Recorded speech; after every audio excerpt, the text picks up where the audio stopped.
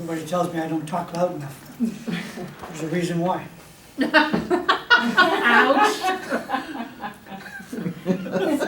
Anyway, our story goes back, and it goes back to 1991. We got notification that our oldest son had been in a car accident in northern Ontario. And it took a couple days. This is our oldest boy right here. It took a couple days for them to notify us because he didn't have any identification on him. So they had to go by fingerprints and body tattoos, etc. Anyway, it started us thinking that we had a young man that he left nothing behind other than the memories we had of him. And it got us talking as a family about organ donations. And around the supper table, it was quite active. And so our other son, Aaron, and our daughter, Jennifer, got involved in the talks. That's them there. And so 4 years passed. Now our oldest son, the reason why he passed away at the scene of the accident was he wasn't wearing a seatbelt and he went through the windshield of the vehicle. He wasn't driving, so he was a passenger. So of course, from then on, our only concern was you don't leave home without buckling up, and we stress that every day.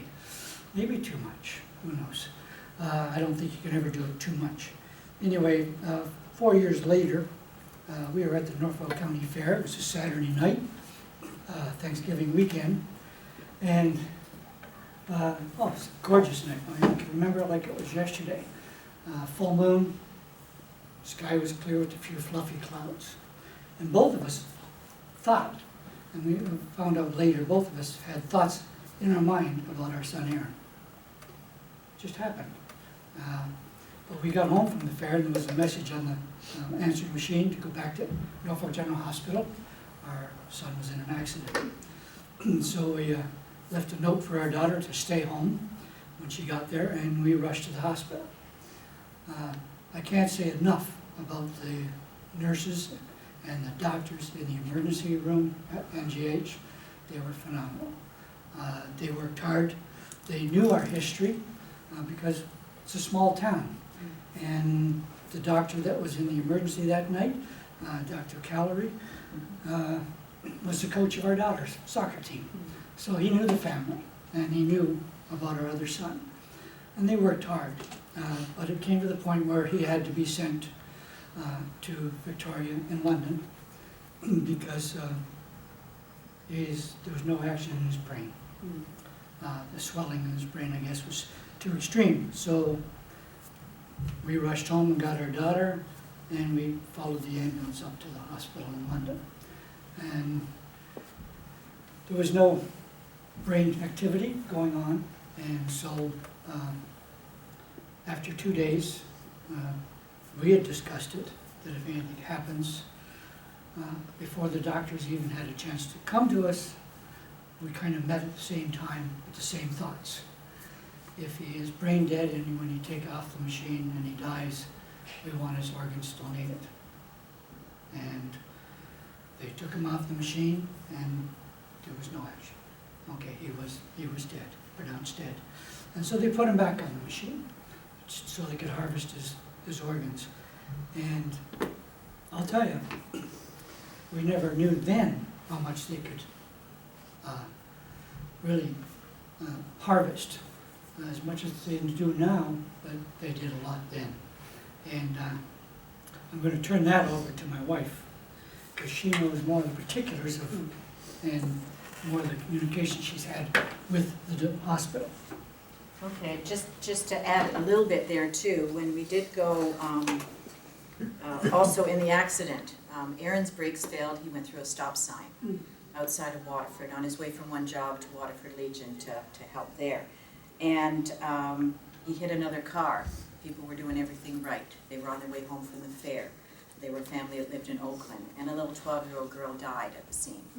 And the other people, like family members, were injured, but they were okay. But she did die. She passed away. Aaron was a people person, he loved kids, he would have been absolutely devastated to find that out about the little girl. We were devastated, as their family was too, because they were doing everything right, just wrong place, wrong time, a minute sooner, a minute later. We don't know how these situations would have panned out, but anyway. But up in London, the people were so caring. They were caring here too. We know that the staff is caring here. They just couldn't do as much as they could in London. So he would, because of the head trauma, he just had head trauma. He did not have any other injuries in his body. So up in London, it was a waiting game, staying in the hospital, waiting, getting information. Like Doug said, we approached the doctors around the same time they were thinking of approaching us, the staff, which I can't imagine how difficult that is for staff to come to a family who their child is dying, or any person is dying, and say, would you like to harvest the organs? That's really difficult. I know there's special training and all that, but it's very difficult. But we mentioned it to them because we had had this discussion before, and we all believed in it. So then they put it in motion and told us that he had to legally die. It's not that you just do that. So they did take him off of life support, and he was legally declared dead. And then they put him back on because the organs need oxygen to be harvested. And so in talking about what would be harvested, they could take his eyes, they could take his heart, his liver, his kidneys. They couldn't take his lungs, excuse me. He was a smoker, occasional smoker. That wasn't the reason. It was at the scene, the officer who came on the scene, the OPP officer, a lovely young woman, same age as him, 22, performed CPR to revive him. And because of a bit of damage in the lungs, they couldn't take his lungs, that was all. She felt bad because she couldn't do more at the scene. She did more than enough. She kept him alive so that we could see him, we could talk to him, and we could harvest the organs, or they could be harvested. So they also took bone. I joke that Aaron got his good looks from his dad and he got his height from me. Aaron was 6'4". I'm 5'1". Anyway, we patted him on, or kicked him in the butt instead of patting him on the head a lot when he was growing up. But anyhow, they were able to harvest bone, and they used the bone, large bone, especially for doing spinal joint surgeries to help people that way, which we didn't know about. We knew about the organs. Now, and I don't know if you heard that last week or people did, they can harvest so much more. They can take skin, they can take tissue, they can take muscles and tendons, they can take so much of our body, which we aren't using anyway. And so they harvested what they could, and then we went home and to make arrangements for a funeral. In grieving, it's a terrible thing, grieving for anyone you've lost. We didn't plan on going through it a second time, by any means.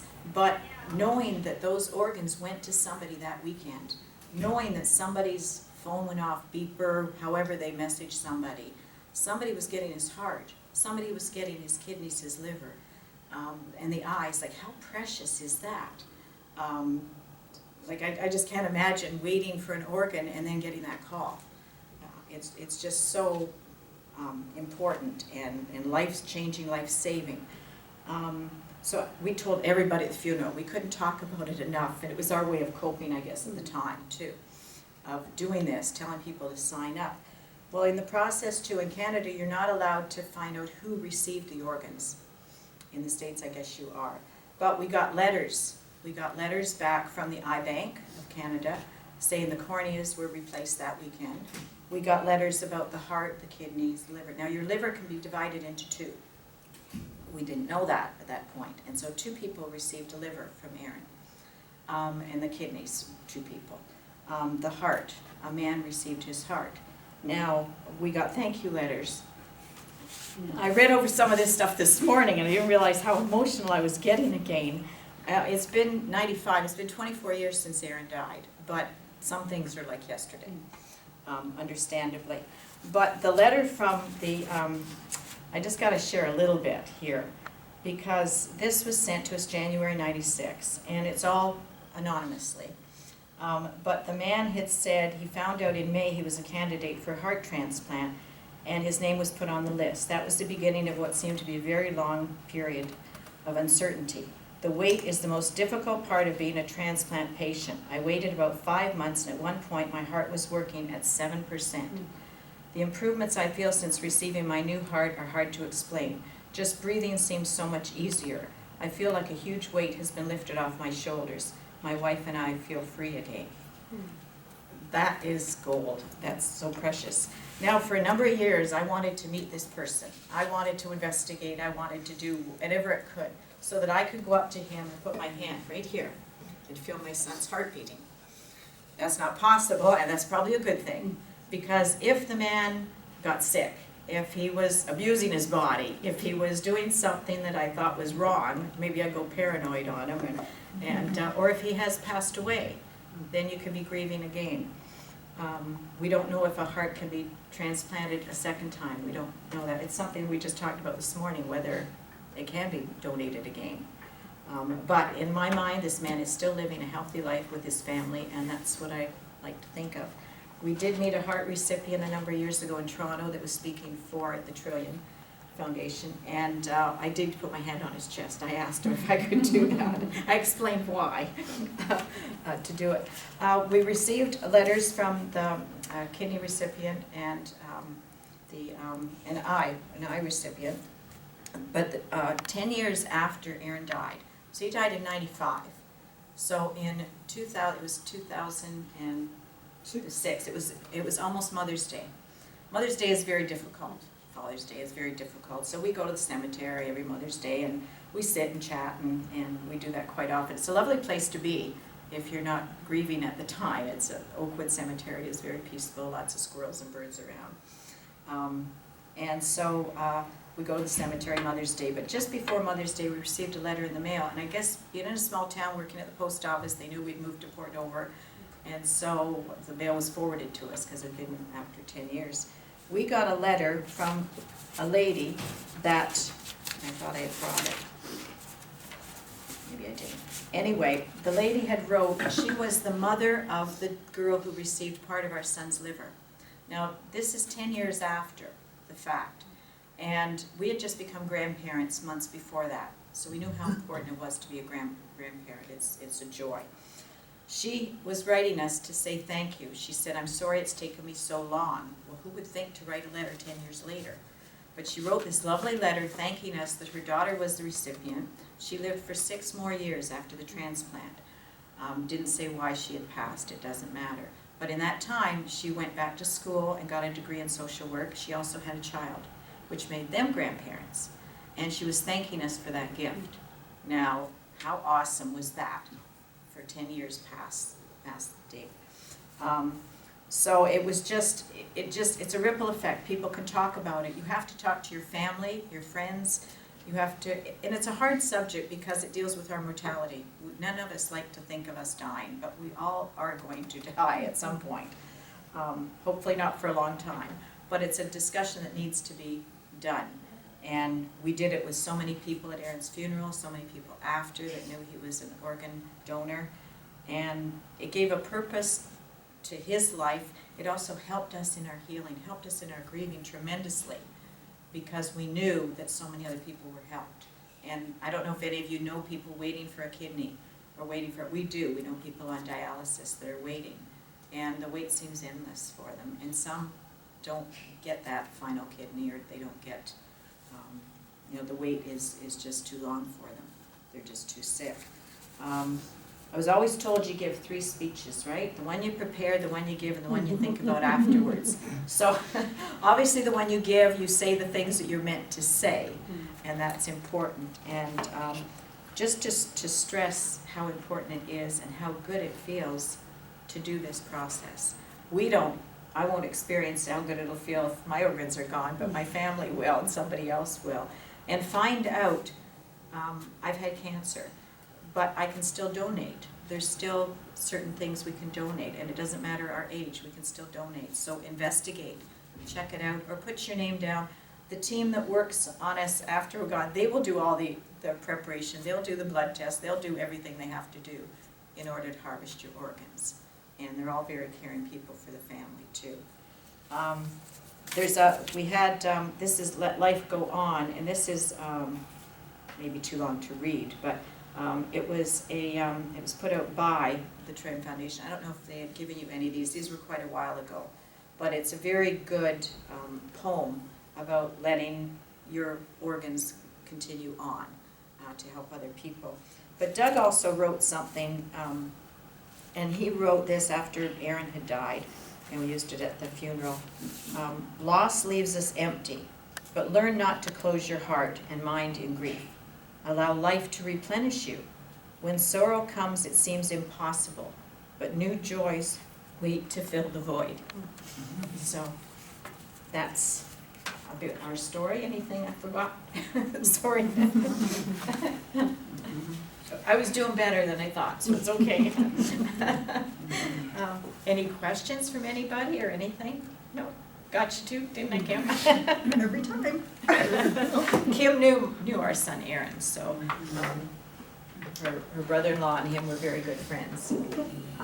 But if any questions or anything, I know I'll think of something that I should have said later, but that's okay. Karen, what was it like back then when the TGLN reached out to you? At what point in time did the TGLN coordinator connect with you? Do you remember how that happened? I really don't remember how long it was. I don't think it was that long. Okay. Probably waited a bit. Did they meet you in person first or over Yeah, we telephone? met them, we talked. It was just before they were gonna terminate. Was there somebody at the Just hospital we before met? Yeah, Oh, okay. they said they'd like to meet with us. First of all, we have to give them permission to take them off life support. And then they said they'd like to talk to us. And Yeah, I we know had we this, we were walking into the office thinking the same thing that they were gonna talk to us about, so.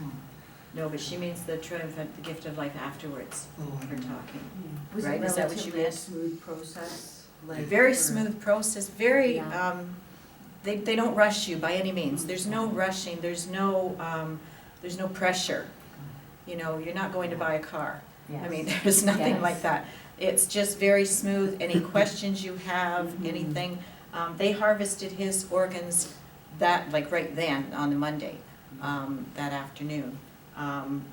We stayed as long as we could stay with them, and then we left and they were doing it, and then the people were called and they were transplanting those organs Right away.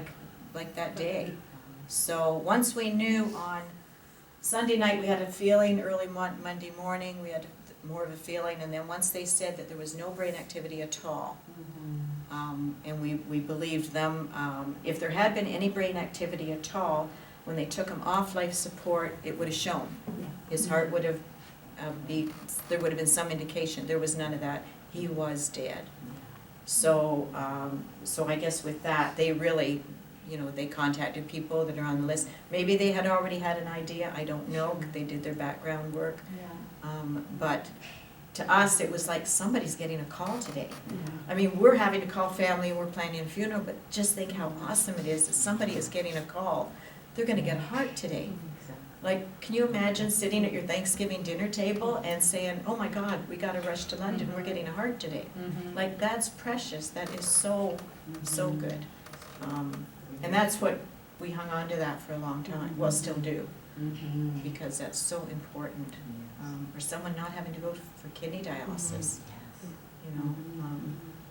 So, but the Trillium, we've been to Hamilton and Toronto and talked on behalf of them. Good organization and very informative, they've got lots of information. But you also, it's okay to fill out your card. Let your family know, but your family does have the final say. Even if you filled out your card? Yes. So even if you fill out your card, Oh, really? your family can change their Really? mind.